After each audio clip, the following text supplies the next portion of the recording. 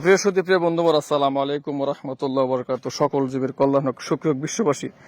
আজ আমি যেখানে আছি এটা হচ্ছে গোলাইমাটি কাটা, সিঙ্গার, মানিকগঞ্জ। তো ইতিমধ্যে আমি যে বাড়িতে আসি, জান্নাতি নামের একটি মেয়ে এসএসসি রেজাল্ট খারাপ হতে কিন্তু মেয়েটি নিজের প্রাণটা নিজে নিয়ে নিল। আসলে ঘটনাটা খুব আর কি মর্মান্তিক। তো এই ঘটনা আসলে আর মেনে নেওয়া যায় না। তো আমি একটি কথাই বলবো, যারা গার্জেন আছেন, যারা পিতামাতা আছেন, সবাইকে বলি, আপনারা কোনো সময় রেজাল্টটা খারাপ হলে কিন্তু আপনারা কোনো সময় আপনারা চাপ সৃষ্টি করবেন না। দেখেন, তাহলে জান্নাতের মতো কিন্তু আপনার মেয়ের কিংবা আপনার ছেলের কিন্তু প্রাণটা কিন্তু ঝরে যেতে পারে। তো আসলে হারানোর ব্যথা যে হারাইছে সেই কিন্তু আসলে জিনিসটা আপনার বুঝতে পারবে, বুঝবে।